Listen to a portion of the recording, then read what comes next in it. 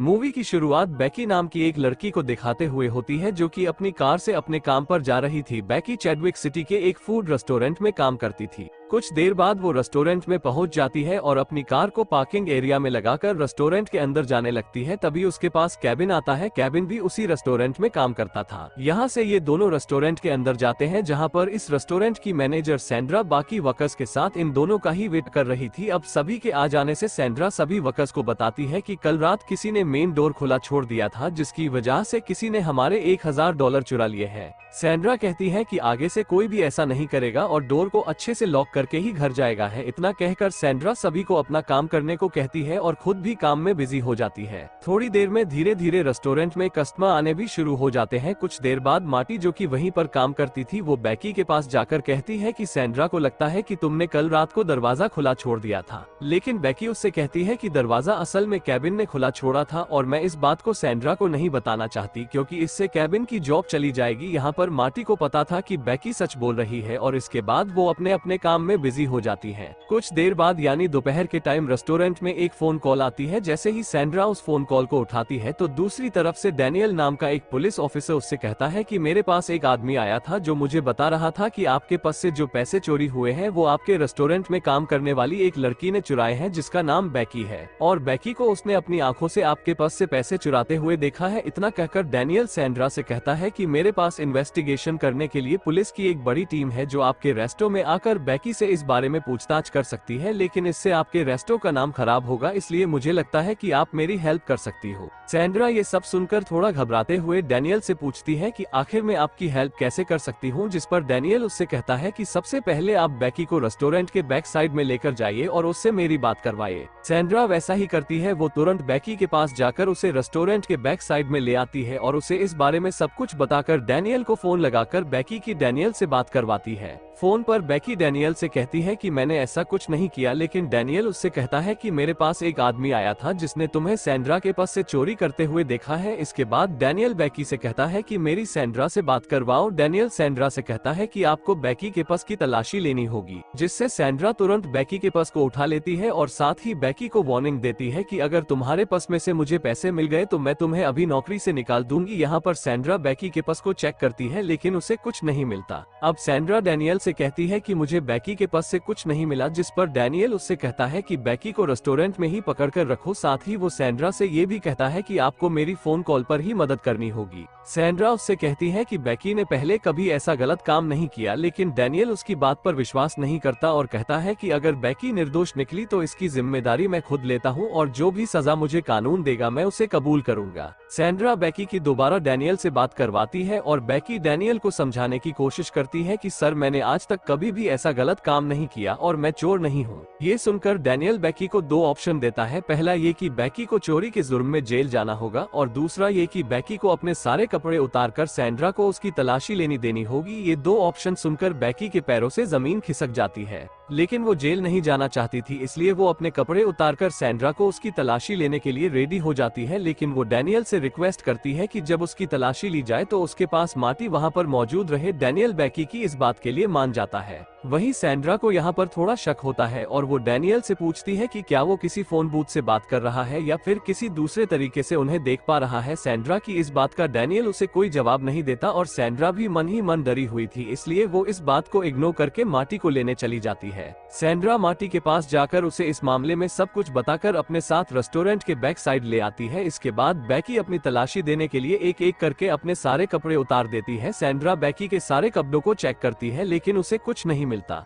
इसके बारे में वो डैनियल को बताती है और डैनियल सैंड्रा से कहता है कि आपको बेकी के अंडरगारमेंट्स भी चेक करने होंगे। अब मजबूरी में बेकी को अपने अंडरगारमेंट भी उतारने पड़ते हैं और वो पूरी तरह से न्यूड हो जाती है। लेकिन वहीं खड़ी मार्टी को ये देखकर बेकी पर बहुत तरस आता है, इसलिए वो एक एप्रोन उठाकर बेकी को पहनने को दे देती है। वहीं डैनियल सैंड्रा से कहता है कि आपके रेस्टोरेंट के बाहर एक कार खड़ी है जिसमें आपको बेकी के सारे कपड़े रखने होंगे, जिन्हें मैं बाद में अच्छे से चेक करूंगा। सैंड्रा बेकी के कपड़े बाहर उसकी बताई हुई कार में रखकर वापस आकर मार्टी को वापस काम करने के लिए भेज देती है और डैनियल से कहती है कि आपने जैसा कहा था मैंने वैसा कर दिया है। इतना कहकर वो डैनियल से कहती है कि मुझे भी अब अपने काम पर वापस जाना है वरना हमारा काम खत्म हो जाएगा। इस पर डैनियल कहता है कि ठीक है आप अपने काम पर चली जाओ, लेकिन बेकी पर नजर रखने के लिए किसी आदमी को बुला लो। अब उसकी ये बात मानकर सैंड्रा केबिन के पास जाती है और उसे इस बारे में सब कुछ बताकर उसे अपने साथ रेस्टोरेंट के बैक साइड ले आती है। वो उससे कहती है कि तुम्हें बेकी पर कुछ टाइम तक नजर रखनी होगी। केबिन जो कि बेकी का काफी अच्छा दोस्त था, जब वो बेकी को ऐसे बिना कपड़ों के बैठा देखता है तो वो गुस्से में आ जाता है और डैनियल को गुस्से में समझाता है कि बेकी चोर नहीं है और वो कभी भी ऐसा नहीं कर सकती। वहीं डैनियल केबिन से कहता है कि तुम्हें बेकी की तलाशी लेनी होगी। इसे सुनकर केबिन को और भी ज्यादा गुस्सा आ जाता है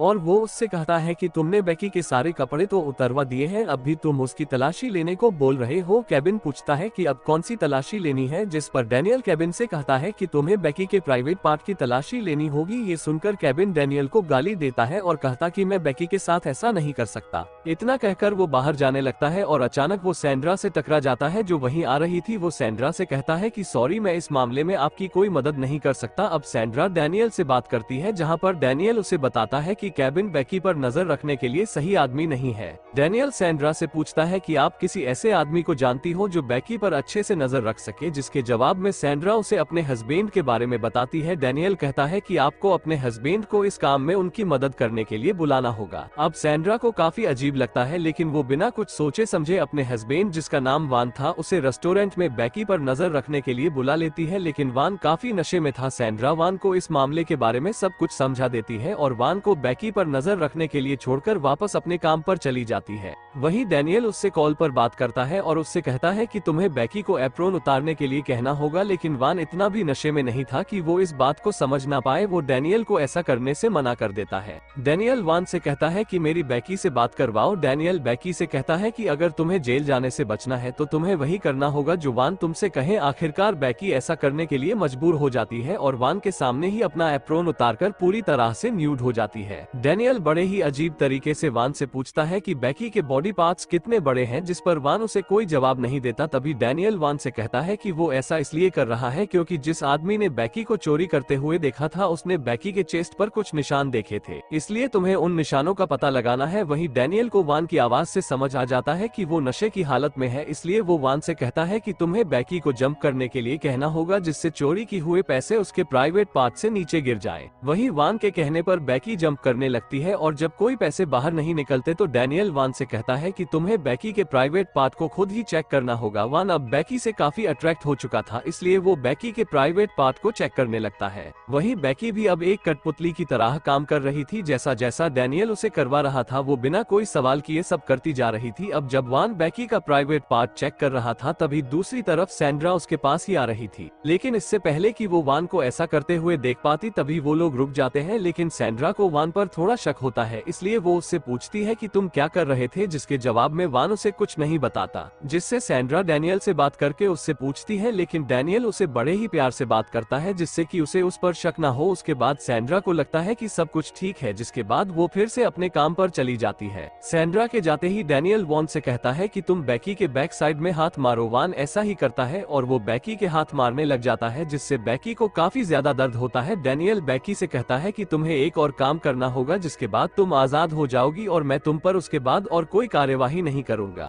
डैनियल कहता है कि तुम्हें वॉन के साथ इंटीमेट होकर उसे पूरी तरह से खुश करना होगा। ये सुनकर बेकी पहले तो हिचकिचाती है, लेकिन अब उसे इस सबसे आजाद होना था, इसलिए वो इस घिनौने काम को करने के लिए रेडी हो जाती है। कुछ टाइम बाद सैंड्रा उन दोनों के लिए खाना लेकर आती है, जहां वो देखती है कि बेकी और वॉन दोनों चुपचाप बैठे थे, जिसका मतलब था कि वॉन बेकी के साथ इंटीमेट हो चुका था और अब रात भी हो चुकी थी। वॉन अपने किए पर बहुत शर्मिंदा था और अब उसका नशा भी उतर चुका था। वॉन बेकी से नजर नहीं मिला पा रहा था। सैंड्रा को ये सब देखकर कुछ भी समझ नहीं आता कि यहाँ पर आखिर हुआ क्या है। तभी सैंड्रा डैनियल से कॉल पर बात करती है तो डैनियल उसे बताता है कि वॉन काफी थक चुका है, इसलिए उसे घर भेज दो। जिसके बाद वॉन वहाँ से चला जाता है। वॉन कार में बैठकर अपने दोस्त को कॉल करके अपने घर पर बुलाता है और उसे सब कुछ बता देता है कि उसने नशे की हालत में कितनी बड़ी गलती कर दी और अब उसे अपने किए पर पछतावा हो रहा है। वहीं दूसरी तरफ रेस्टोरेंट में सैंड्रा का एक दोस्त उससे मिलने आता है और उसे देखकर सैंड्रा काफी खुश होती है। वहीं रेस्टोरेंट की बैक साइड में बेकी देखती है कि इस पूरे रेस्टोरेंट में कैमरे लगे हैं, मतलब कि जो भी वॉन ने उसके साथ किया था वो सब रेस्टो के कैमरे में रिकॉर्ड हो चुका था। वहीं सैंड्रा हेरल्ड को बेकी के बारे में सब कुछ बताकर उसे कुछ देर के लिए बेकी पर नजर रखने के लिए मना लेती है और उसे बैक साइड में बेकी पर नजर रखने के लिए छोड़कर अपने काम पर वापस आ जाती है। जिसके बाद डैनियल जब हेरल्ड से बात करता है तो हेरल्ड को वॉन ने जो बेकी के साथ किया था वो सब कुछ बता देता है और फिर हेरल्ड से भी कहता है कि तुम्हें भी बेकी के साथ इंटीमेट होना होगा। अब ये सब सुनकर हेरल्ड तुरंत सैंड्रा के पास जाकर उसे सब कुछ बता देता है कि डैनियल ने वॉन से बेकी के साथ क्या क्या करवाया है और अब मुझे भी बेकी के साथ ऐसा ही करने को कह रहा है। इतना सुनते ही सैंड्रा को यकीन हो जाता है कि डैनियल कोई पुलिस ऑफिसर नहीं है। वो तुरंत पुलिस को कॉल करके उन्हें सारी घटना के बारे में बताकर यहाँ पर बुला लेती है। पुलिस सबसे सवाल जवाब करती है और जब पुलिस बेकी से पूछती है कि तुमने डैनियल को ऐसा करने से मना क्यों नहीं किया तो बेकी कहती है कि मैं बहुत डर गई थी और मैं इन सब मैटर से आजाद होना चाहती थी। इसके बाद पुलिस की इन्वेस्टिगेशन शुरू होती है। पुलिस अलग अलग शहरों में कॉल करती है जहां से उन्हें पता चलता है कि ऐसी घटना पहले भी कई जगहों पर घट चुकी है। वहीं पुलिस को डैनियल के नंबर से उसकी लोकेशन का पता चल जाता है जहां पर जाने से उन्हें पता चलता है कि डैनियल असल में एक टेली मार्केटर है और वो उसे इस जुर्म की सजा देने के लिए पकड़ लेते हैं। वहीं पर हम बेकी को देखते हैं जो कि अपने साथ हुई बदसलूकी के लिए सैंड्रा पर कोर्ट में केस कर देती है और कानूनी कार्यवाही के बाद सैंड्रा को उसकी जॉब से निकाल दिया जाता है और साथ ही उस पर फाइन भी लगाया जाता है। कुछ दिनों बाद सैंड्रा का इंटरव्यू लिया जाता है जिसमें वो खुद को निर्दोष साबित करने की बहुत कोशिश करती है। वो बताती है कि अपने रेस्टोरेंट को बदनामी से बचाने के लिए डैनियल से फोन पर ही इस प्रॉब्लम को सॉल्व करने की कोशिश कर रही थी।